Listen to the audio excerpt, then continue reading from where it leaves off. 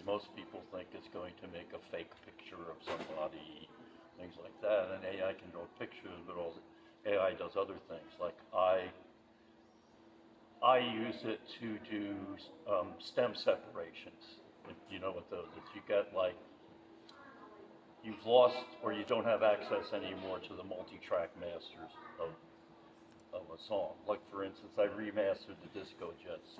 There may even be a better version than I was working with, and if I could find it, I would work with that. But the one that I found just sounded kind of dull, muffly, you know.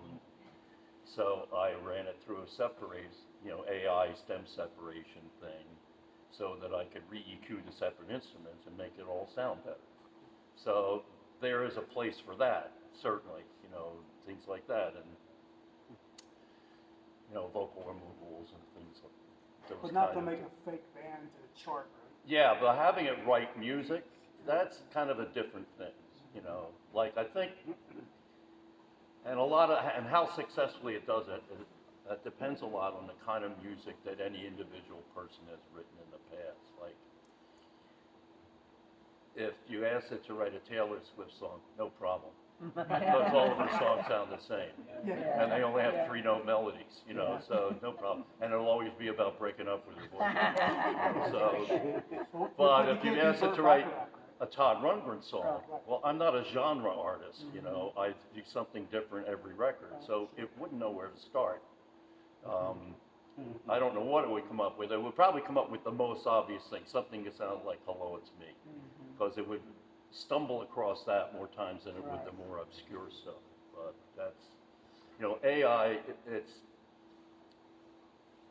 It behaves like intelligence, but it isn't really intelligence. It's just you give it something to learn from, and it learns really well, and then it can. The biggest use of AI right now is in search engines. It does a better job trying to find things than the old conventional search engines that were based mostly on, tagging things with keys and stuff. But I use it for making images sometimes as well. If I'm just, I'd say like I want the inside of a recording studio, and make these changes to it so it suits my, particular Put it in application. Hawaii. Yeah, it's just easier than drawing a recording studio from scratch, So, and in the end, it probably does a better job than I would. Yeah. Thanks, man. Wait, you go ahead. Okay. I just want to ask you, out of all the millions of people that you've met, do you have any recall? I was in Hawaii for 11 years when you were there. I can't remember what it was. I was supposed to attend the teacher. And I got laminated for nearly human tour. It's all over. Just so many parts. I have so many key memories of the 80s, the late 80s, with you and girls on Saturday Night Live. And thank you so much. Even if you don't recall, you painted Tulsa on the second tour. By then, I think you would have seen me. Oh, after Second Wind, the Second Wind tour? You went to Tulsa, and I got to introduce you. Well, by the way, we did those 25 virtual shows, Yeah. which were called Clearly Human. There's the same kind of lineup, girls and big band and stuff like that. That'll all be available on my subscription service, TRTV, which is coming online like next week. Cool. So go to globalnation.tv. There's that, and there's just a lot of stuff there. And I'm continuing to do more stuff, and also I do the social media stuff, which I don't do anywhere else. I've never done Facebook or anything like that, but I will have my own blog and podcast and all that stuff. It's great to see you. This is an original set of three. I was noticing that. That's one I haven't seen in quite a while, too. It was the first show in Tulsa, folks. I was such a fan. It was given out on the radio, and someone was wearing it on the way out of the party lot. I have to have a t-shirt. You swapped them. Selling you it. I gave them an exorbitant amount of money. Well,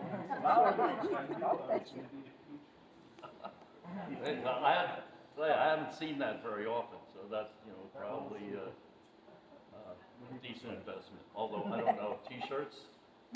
There's probably a market for rare t-shirts and so. Good evening. Any other questions? Oh, you forgot, you had a I question. have, I've read so many different versions, and you've watched, YouTube videos regarding your involvement with Badfinger. And it was Straight Up, is the name of the album, I think it was. And I just wanted you to share some of that. How did you, 23? When you I was involved so- as a producer? I was still pretty young, they were pretty young too. Yeah, You know, yeah. we were all kind of young, but they, in case you hadn't heard the story of Badfinger, there's just some bad luck following them around, something, I don't know what it was. One of it, they had very poor management, guy didn't really know what he was doing, and I think he took a bunch of their money as well. But, I guess it was supposed to be their third album.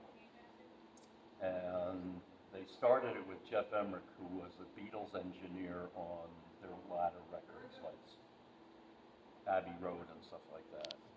And they finished the whole record, and apparently the American distributor of Apple Records was not happy with the result, told them, we don't really want to release this particular record.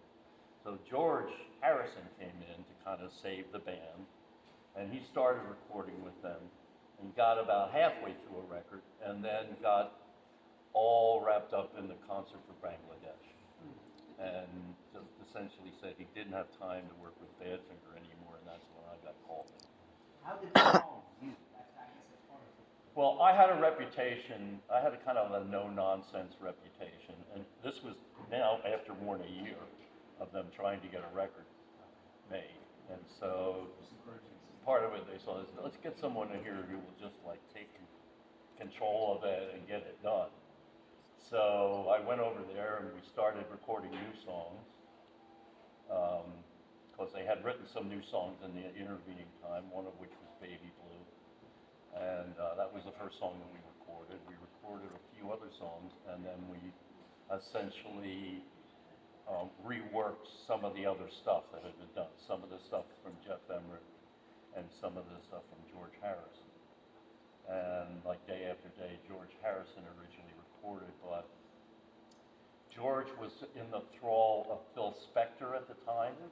So everything that he did sounded like Phil Spector, So he's made Badfinger sound like Phil Spector too, And Day After Day originally just was, a lot of suits, that whole wall of sound thing. And essentially I re-recorded the drums so that, because they printed the echo on the drums and everything, so we had to re-record the drums and try everything up, throw out some of the acoustic guitars that were in there, it's usually 3 or 4 acoustic guitars going at once. And the rest is history, except for the awful shit that happened to them afterwards. In the end, I don't think they were pleased with the experience of working with me because I ramrodded the thing through, And they were much more used to like going out, hanging out in the pub with somebody, and so when it started, we assumed I was doing a second album, and I flew to England and we did a session. We started setting everything up for the first song, and we got through I came back the next day for the session, and they said, we don't want you to produce this record. After like one night. So I guess they decided, we'll see if we like them any better this time, and then now I guess not. So that record never had a hit off of it, the one that they did. And then the guys in the band started. 2 of the guys in the band committed suicide. And then the drummer eventually died, and Joey died just recently. So, yeah, he died a couple months ago. That's no more Badfinger. Okay, one more. 2 more, and then we'll start signing stuff. Somebody asked me that just recently as well. I love She's it. talking about Piss Aaron. Did he The get song. course not. Is he The still song in is a contact? composite of various things. His name wasn't Aaron, but there was a guy. In those days, or at least in my school, you know, the kind of like special needs kids were in the same school as everybody else. And so sometimes, you know, one or another of them might get lost in the hallway, or, you know, might be going to the bathroom and then kind of not know where they are, and then just go to the bathroom, you know. So they're really. And then there was like Hungry Chuck Biscuits, which was actually an underground comic book. And I met the author once. He made actually a effigy of Hungry Chuck Biscuits. It was this tall, made out of wood, this thick, with little legs on it. It sat in my house for the longest time. I wish I knew where it went. But, so yeah, it was. Some of it was, you know, people I knew, and some of it was composited from other kind of folk tales and stuff. And finally, Yeah, Baby Blue was awesome at the end of Breaking Bad. Did you watch? I heard about that. Oh God. So Well, it's, good. you know, what's funny is they don't tell you that it's going to happen. It's, you know, kind of the surprise song that's the series ender. You know, remember it was Streetlight People, The Sopranos. Yeah. And then suddenly after that, The Sopranos is over, and Streetlight People, everybody's streaming it. You know, everybody's downloading it, streaming it. And the thing is, they don't ask you permission to do it. Normally, that kind of thing, if they're going to use something, they got to get what's called a mechanical license, and you'll find out that they're going to use it. But for these things, they keep it a deep, dark secret, so that they don't even tell the artist, you know, and take their chances, because the artist could say, "Oh, whoa, you didn't buy the mechanical license. Now you got to pay me, you know, $1 million for using the song." Yeah, it's kind of a latter day phenomenon now with these, you know, these long-running series, and when they end. Yeah, that was More of a wonderful. surprise was when they started using "Hello, It's Me" and Just Like That, the follow-up to Sex in the City. That's what I was going to say, Sex Didn't and the know City, that I was saw it. happening either. You know, it just happens. You know, they want to surprise everybody. So, exciting. so when I was 13, if I ever thought, as a 13-year-old, that I would be talking to you, I would have lost my mind. This is really, really special to me. But the first album that I heard of yours, I heard of Hello, It's Me on the radio and whatnot, but Initiation was the first one. Wow, that's a weird place to start. And as a 13-year-old in Bowling Green, Kentucky, I was like listening to it, and it blew my mind. And you know, none of my friends smoked weed or anything like that. This was like weed to me. So after that, it was like, oh, what's the universe inside of, you know? But I guess my question is, how much of like spirituality, like, because to me, your music hits me right here, you know, and I just wonder, like,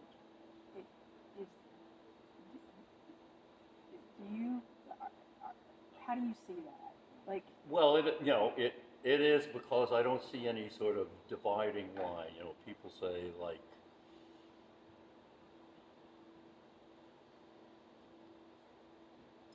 I don't make a big deal about my religion, but also I kind of don't live up to it either. You know, it's like a lot of people practice religion, but when it comes to their daily lives, you know, it's only an aspiration. You know, it's not something that they actually adhere to, you know. And for me, it's kind of the other way around. I try to represent the things that I believe in all of the things that I do.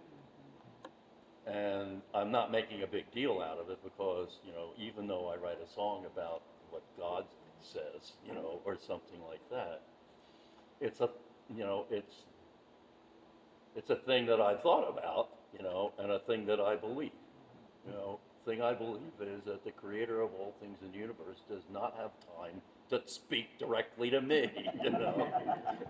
So, too busy to hear this stuff.